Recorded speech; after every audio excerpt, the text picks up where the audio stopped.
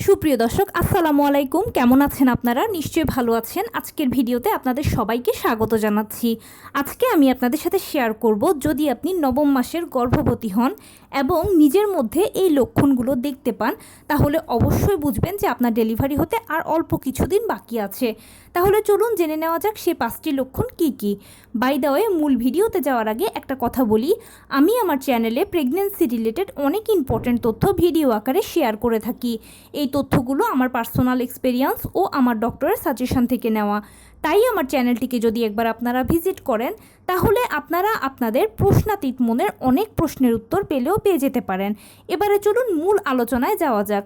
আমি শুরুতেই বলেছি আজকে আলোচনা করব নবম মাসে আপনি যদি নিজের মধ্যে এই 5টি লক্ষণ দেখতে পান, তাহলে অবশ্যই বুঝবেন যে আপনার ডেলিভারি হতে আর অল্প কিছুদিন বাকি আছে।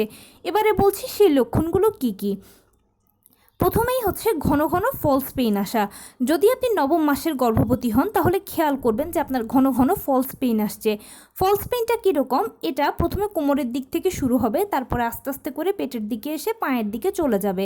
আর এটার স্থায়িত্ব খুব কম।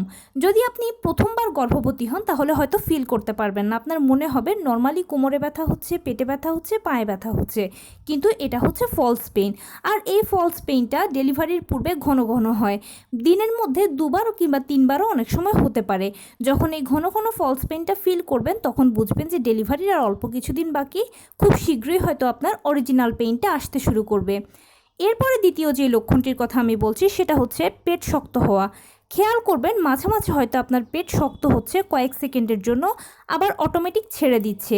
যখন এটা ফিল করবেন, তখন বুঝবেন যে আপনার জরায়ু প্রস্তুতি গ্রহণ করছে ডেলিভারির জন্য, সেজন্য এটা বাহিরে একটা সাইন আপনি পাচ্ছেন। আর এরকম যদি বোঝেন, তাহলে বুঝবেন যে অবশ্যই আপনার অরিজিনাল পেইন আসতে আর অল্প কিছুদিন বাকি, মানে আর অল্প কিছুদিনের ভেতরে আপনার ডেলিভারি হবে।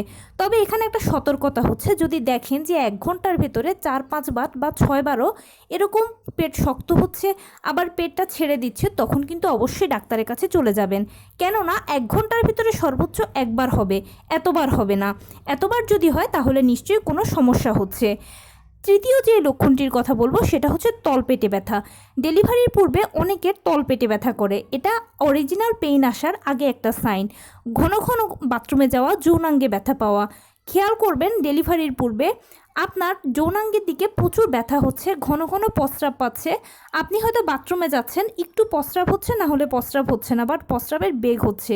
এরকমটা হওয়ার কারণ হচ্ছে বাচ্চা টোটালি প্রস্তুত হয়ে গেছে ডেলিভারির জন্য, তাই তার এখন মাথাও নিচের দিকে এবং অনেকটা তার প্রেশারও নিচের দিকে হওয়ার কারণে আপনার তলপেটে ব্যথা হচ্ছে।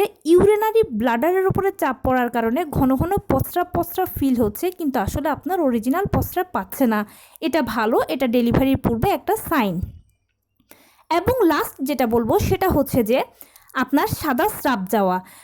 ডেলিভারির সময় আমাদের থকথকে চাকা চাকা একদম উজ্জ্বল গাঢ় বর্ণের স্রাব যায়। এটাকে আমরা স্রাব বললেও ডাক্তাররা এটাকে মিউকাস প্লাগ বলে। মিউকাস প্লাগ হচ্ছে অনেকটা বোতলের ছিপির মতো। বোতলের ভেতরে যেরকম তরলগুলো ছিপি দিয়ে আটকে থাকে, ঠিক তেমনিভাবে এই মিউকাস প্লাগটা জরায়ুর মধ্যে বাচ্চাকে আটকে রাখে, মানে জরায়ু ছিপি। আর যখন এই মিউকাস প্লাগটা বা থকথকে চাকা চাকা থোকা থোকা এই স্রাবটা যেতে শুরু করবে, তখন বুঝবেন যে অবশ্যই আপনার নর্মাল ডেলিভারি প্রসেস 100% শুরু হয়ে গেছে। কেননা এটা নর্মাল ডেলিভারির প্রথম প্রসেস। আর এখানে আরেকটা কথা বলি, এখন অনেকে হয়তো কনফিউজড হবেন যে আমার তো স্রাব যায়। দেখুন, স্রাব আর নর্মাল ডেলিভারি স্রাবে ভিন্নতা আছে। স্রাব হচ্ছে কারো পাতলা পানির মতো যায়, কারো আবার একটু মোটা ধরনের যায়, কিন্তু এই স্রাবটা হচ্ছে থকথকে আঠালো। আমি যদি উদাহরণ দিই, ধরুন ভাতের মাড় ঝরানোর পরে আপনি সেই মাড়টাকে সারা রাত যদি রেখে দেন, তারপরে আপনি খেয়াল করবেন যে সকালবেলা এটা যেরকম চকচকে হয়ে গেছে, থকথকে হয়ে গেছে, এরকম আপনার স্রাবটা থকথকে হবে, তবে বর্ণটা হবে উজ্জ্বল সাদা বর্ণের। এরকম স্রাব দেখলে এটা ডেলিভারি স্রাব। আর এটা ছাড়া যদি অন্য কোনো স্রাব দেখেন, তাহলে ওগুলো নর্মাল স্রাব, কমন স্রাব, কোনো সমস্যা নেই। এবং শেষ আরেকটা বোনাস বলি, সেটা হচ্ছে পানি ভাঙা।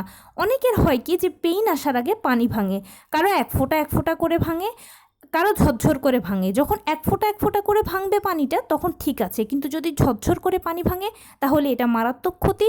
অপেক্ষা না করে দ্রুত ডাক্তারের কাছে চলে যাবেন। এবারে আপনি হয়তো আমাকে প্রশ্ন করবেন যে আপু কিভাবে বুঝবো প্রস্রাব আর অ্যামনিওটিক ফ্লুইড কোনটা বা গর্ভের পানি কোনটা? দেখুন, প্রস্রাব হচ্ছে একটু হালকা হলুদ বর্ণের কিংবা একটু হালকা গন্ধ মিশ্রিত, কিন্তু এই স্রাবটাতে কোনো গন্ধ থাকে না, এটা একদম স্বচ্ছ পানি। তো মোটামুটি এই লক্ষণগুলো যদি নিজের ভেতরে দেখেন নবম মাসে, তাহলে বুঝবেন যে ইনশাল্লাহ আপনার নর্মাল ডেলিভারি তো হবেই এবং খুব শীঘ্রই হবে। আর নবম মাসের আপনার নর্মাল ডেলিভারি যদি হয় তাহলে যে কোনো সময় হতে পারে। এটা কারো কারো নবম মাসের শুরুতেও হয়, কারো মাঝে হয়, কারো শেষে হয়। তো এই ছিল আজকের ভিডিও। কেমন লাগলো বলুন? যদি ভালো লেগে থাকে ও হেল্পফুল হয়ে থাকে তাহলে প্লিজ লাইক, কমেন্ট, শেয়ার করতে একদম ভুলবেন না।